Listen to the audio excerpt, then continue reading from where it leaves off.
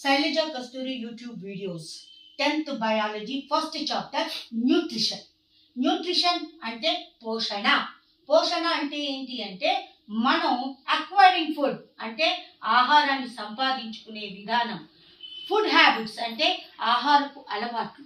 వీటన్నింటిని కలిపి ఏమంటారు అంటే న్యూట్రిషన్ లేదా పోషణ అని చెప్పి అంటారు.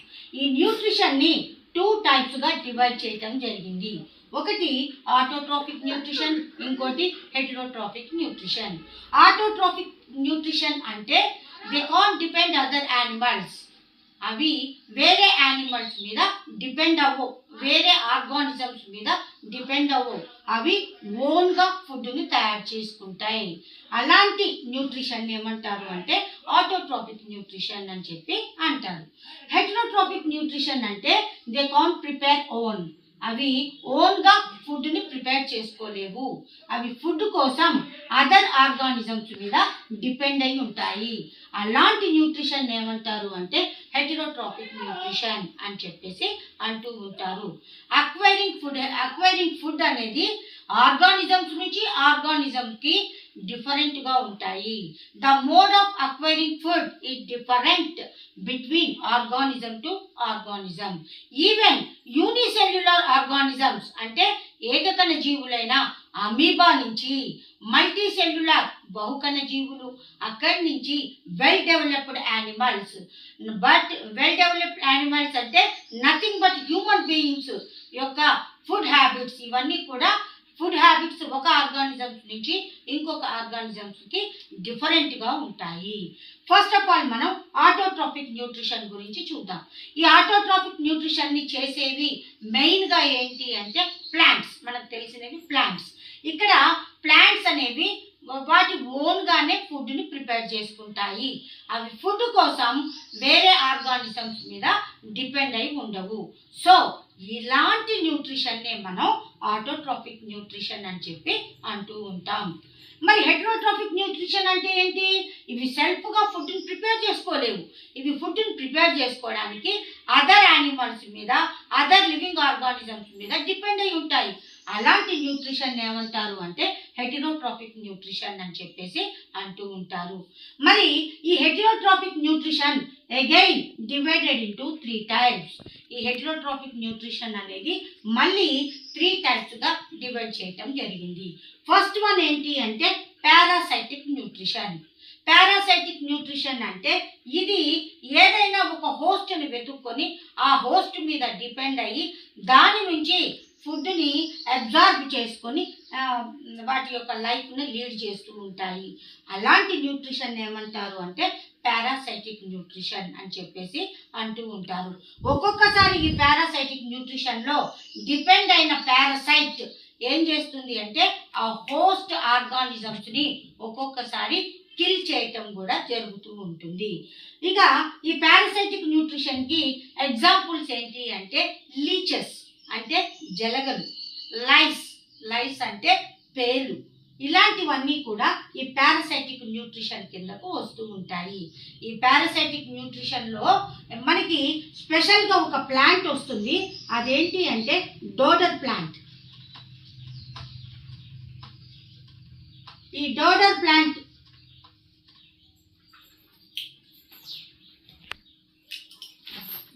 ప్లాంట్ అనేది దీనికి బెస్ట్ ఎగ్జాంపుల్గా చెప్పడం జరుగుతూ ఉంటుంది. ఈ డోడర్ ప్లాంట్నే ఏమంటారు అంటే కస్కుటా అని కూడా అంటారు. ఈ కస్కుటా ప్లాంట్ని ఏమంటారు అంటే పారాసైటిక్ ప్లాంట్ అని చెప్పేసి అంటూ ఉంటారు. మరి ఈ కస్కుటా లేదా ఈ డోడర్ ప్లాంట్ ఎలా పారాసైటిక్ న్యూట్రిషన్ని జరుపుతూ ఉంటుంది అంటే దీనికి మొత్తం కూడా ట్విన్నింగ్ టైప్లో కొన్ని రకాల తీగలు అనేవి ఉంటూ ఉంటాయి. ఈ తీగలు భూమి మీద పాక్కుంటూ వెళ్ళి ఎక్కడైతే వీటికి హోస్ట్ ప్లాంట్ దొరుకుతుందో ఆ హోస్ట్ ప్లాంట్ను మొత్తాన్ని కూడా చుట్టేసుకున్న తర్వాత వీటి నుంచి రూట్స్ లాంటి స్ట్రక్చర్స్ డెవలప్ అవుతాయి. ఈ రూట్స్ని ఏమంటారు అంటే హాస్టోరియా అంటారు. ఈ హాస్టోరియా అనే రూట్స్ అనేవి ఈ రూట్ లాంటి స్ట్రక్చర్స్ ఉండటం కస్కుటా యొక్క యూనిక్ క్యారెక్టర్ లేదా స్పెషల్ క్యారెక్టర్ అని చెప్పొచ్చు. ఈ హాస్టోరియా అనేవి ఆ హోస్ట్ ప్లాంట్ లోపలికి చొచ్చుకొని వెళ్ళిపోతాయి. దాని యొక్క టోటల్ బాడీలోనికి చొచ్చుకొని వెళ్ళిపోయి జైలం ఫ్లోయం అనే టిష్యూల నుంచి వాటర్ని ఫుడ్ని ఇవి అబ్జార్బ్ చేసుకొని అవి బ్రతకటం జరుగుతూ ఉంటుంది. ఇది డోడర్ లేదా కస్కుటా యొక్క ప్రత్యేకత. ఈ డోడర్ లేదా కస్కుటాలో మొత్తం ఎన్ని స్పీషీస్ ఉంటాయి అంటే నియర్లీ 170 స్పీషీస్ ఉన్నాయి. నియర్లీ 170 స్పీషీస్ ఈ డోడర్ లేదా కస్కుటాలో ఉన్నాయి. ఇవి ఏ రీజన్లో ఎక్కువగా ఉంటాయి అంటే టెంపరేట్ అండ్ ట్రాపికల్ రీజన్లో ఇవి బాగా వైడ్గా డిస్ట్రిబ్యూట్ అయి ఉన్నాయి. వీటిల్లో కస్కుటా రిఫ్లెక్సా అనే ఈ ఒక్క ప్లాంట్లో మాత్రం ఈ క్లోరోఫిల్ అనేది స్పెషల్గా చాలా స్మాల్ అమౌంట్ అనేది ఈ కస్కుటా రిఫ్లెక్సాలో ప్రజెంట్ అయి ఉంటుంది. ఇక నెక్స్ట్ వన్ ఏంటి అంటే ఈ పారాసైటిక్ న్యూట్రిషన్లోనే ఇంకొకటి ఏంటి అంటే రఫ్లీషియా అంటే ఇది వరల్డ్లోనే అతి పెద్ద పుష్పాన్ని లేదా ఫ్లవర్ని కలిగిన ప్లాంట్ అనమాట. రఫ్లీషియా ఇది 5th క్లాస్ EVSలో వస్తుంది. ఈ రఫ్లీషియా నుంచి ఒక రకమైన వాసన వస్తుంది. ఎలాంటి వాసన అంటే డికేయింగ్ ఫ్లెష్ స్మెల్ అనేది రావటం జరుగుతుంది. కుళ్ళిన మాంసపు వాసనని ఇస్తుంది. ఈ కుళ్ళిన మాంసపు వాసనని ఏం చేస్తాయి అంటే ఈ వాసనకి ఏమైనా ఫ్లీస్ కానీ బటర్ఫ్లైస్ కానీ ఉంటే ఈ వాసనకి అట్రాక్ట్ అయ్యి ఈ రఫ్లీషియా ఫ్లవర్ మీద వాడటం జరుగుతుంది. ఇమ్మీడియట్గా ఆ ఫ్లవర్ ఆ టోటల్ ఫ్లీస్ని లేదా బటర్ఫ్లైస్ని లోపలికి తీసేసుకొని వాటి నుంచి దానికి కావలసిన మినరల్స్ని అబ్జార్బ్ చేసుకుని సర్వైవ్ కావటం జరుగుతూ ఉంటుంది. ఇది పారాసైటిక్ న్యూట్రిషన్ గురించి. ఇక నెక్స్ట్ వన్ ఏంటి అంటే సింబయాటిక్ న్యూట్రిషన్. మరి ఈ సింబయాటిక్ న్యూట్రిషన్ అంటే ఏంటి అంటే ఫర్ ఎగ్జాంపుల్ ఒక ఇంటిలో రెంట్కుంటున్నారు, టెనెంట్స్ ఉన్నారు. ఆ టెనెంట్స్ ఏం చేస్తారు, ఆ ఇంట్లో ఉన్నందుకు ఆ ఓనర్కి అమౌంట్ ఇస్తారు. రెంట్ ఇస్తున్నారు కాబట్టి ఆ ఓనర్ ఏం చేస్తాడు, వాళ్ళని ఇంట్లో ఉండటానికి షెల్టర్ ఇస్తాడు.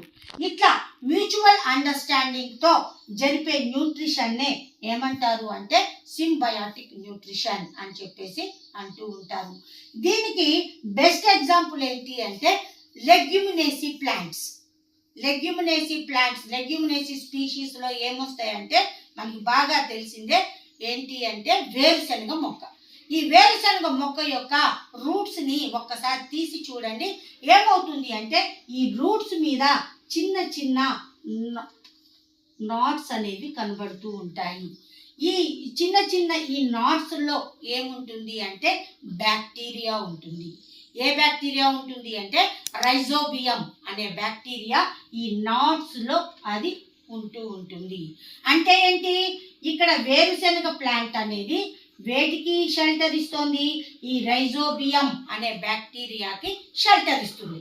మరి షెల్టర్ ఇస్తుంది కాబట్టి ఈ రైజోబియం బ్యాక్టీరియా ఏం చేస్తుంది అంటే ఆ మొక్కకి కావలసిన నైట్రోజన్ని ఏం చేస్తుంది, భూమి నుంచి నైట్రేట్స్ రూపంలో గ్రహించి మొక్కకు అందించడం జరుగుతూ ఉంటుంది.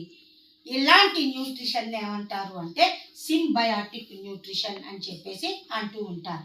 ఇదే కాకుండా మనకు తెలిసిన బెస్ట్ ఎగ్జాంపుల్స్ చాలా ఉన్నాయి. ఏంటి అంటే మీరు ఎప్పుడైనా గమనించారో లేదో, గేదెలు ఆవులు వెళ్తూ ఉంటే వాటి మీద కాకులు వాళ్తూ ఉంటాయి. మరి కాకులు వాలినప్పుడు ఏమవుతుంది అంటే ఆ గేదెల బాడీ మీద ఏమైనా వామ్స్ ఉన్నా పురుగులున్నా ఏమున్నా వాటిని అది ఫుడ్గా తీసుకుంటుంది.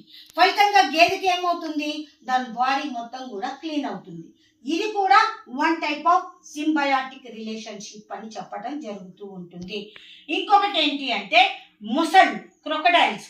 ఈ క్రొకడైల్స్ ఎప్పుడైనా భూమి మీదకు వచ్చినప్పుడు అప్పుడు ఏమవుతుంది అంటే వాటి నోట్లో ఇరుక్కున్న ఆహార పదార్థాన్ని ఒక పక్షి వచ్చి ఆహార పదార్థాన్ని తీసుకొని తినడం జరుగుతూ ఉంటుంది. అంటే ఒక రకంగా క్రొకడైల్ దానికి ఆహారం తీసుకోవడానికి హెల్ప్ చేస్తుంది. మరి దాని ఫలితంగా దీనికి ఎలాంటి యూజ్ ఉంది అంటే దీని నోరు మొత్తం కూడా క్లీన్ అవుతూ ఉంది. ఇలాంటి రిలేషన్షిప్ని ఏమంటారు అంటే సింబయాటిక్ రిలేషన్షిప్ అని చెప్పేసి అంటూ ఉంటారు. ఇంకొకటి ఏంటి అంటే సాప్రోఫైటిక్ న్యూట్రిషన్. సాప్రోఫైటిక్ న్యూట్రిషన్ అంటే ఏంటి అంటే ఇవి డికేయింగ్ ప్లాంట్స్ మీద, డికేయింగ్ యానిమల్స్ మీద, డికేయింగ్ మ్యాటర్స్ మీద డిపెండ్ అయ్యి ఫీడింగ్ చేస్తూ ఉంటాయి. అలాంటి న్యూట్రిషన్ ఏమంటారు అంటే సాప్రోఫైటిక్ న్యూట్రిషన్ అని చెప్పేసి అంటూ ఉంటారు. ఈ సాప్రోఫైటిక్ న్యూట్రిషన్లో ఈ ఏమవుతుంది అంటే ఇవి వాటి బాడీ నుండి కొన్ని రకాల ఎంజైమ్స్ని బయటకు వదిలిపెడతాయి. ఆ ఎంజైమ్స్ ఏం చేస్తాయి అంటే ఈ డెడ్ ప్లాంట్ని, డెడ్ యానిమల్స్ని లేదా డికేయింగ్ మ్యాటర్ ఏదైతే ఉందో వాటిని మొత్తాన్ని కూడా డైజెస్ట్ చేస్తుంది. డైజెస్ట్ చేసిన తర్వాత ఆ ఫుడ్ని అవి అబ్జార్బ్ చేసుకోవటం జరుగుతూ ఉంటుంది. అంటే ఏంటి ఇక్కడ డికేయింగ్ ప్లాంట్, యానిమల్స్, మ్యాటర్స్ ఇవన్నీ కూడా out side the body digest అయిన తర్వాత అవి లోపలికి అబ్జార్బ్ చేసుకుంటూ ఉంటాయి. ఇలాంటి న్యూట్రిషన్ ఏమంటారు అంటే సాప్రోఫైటిక్ న్యూట్రిషన్ అని చెప్పేసి అంటూ ఉంటారు. దీనికి ఎగ్జాంపుల్స్ ఏంటి అంటే ఈస్ట్, మోల్డ్స్, మష్రూమ్స్ ఇవన్నీ కూడా ఈ సాప్రోఫైటిక్ న్యూట్రిషన్కి ఎగ్జాంపుల్స్గా చెప్పటం జరుగుతూ ఉంది. ఓకే, ఇప్పటి వరకు మనం హెటెరోట్రోఫిక్ న్యూట్రిషన్లో టైప్ చూసాం. ఇప్పుడు మనం ఈ ఫుడ్ హ్యాబిట్స్ని బట్టి యానిమల్స్ని అగైన్ 3 టైప్స్గా డివైడ్ చేయటం జరిగింది. ఫస్ట్ వన్ ఏంటి అంటే హెర్బివోర్స్. హెర్బివోర్స్ అంటే ఏంటి అంటే they depend only on plants for food. అవి ఫుడ్ కోసం వేటి మీద డిపెండ్ అవుతాయి అంటే ప్లాంట్స్ మీద డిపెండ్ అవుతాయి. అలాంటి యానిమల్స్ని ఏమంటారు అంటే హెర్బివోర్స్ అని చెప్పేసి అంటూ ఉంటారు. ఇక నెక్స్ట్ వన్ ఏంటి అంటే కార్నివోర్స్. కార్నివోర్స్ అంటే ఏంటి? ఇవి ఫుడ్ కోసం ఫ్లెష్ మీద ఆధారపడతాయి. అంటే ఫుడ్ కోసం వేరే యానిమల్స్ మీద ఆధారపడతాయి. They eat only flesh.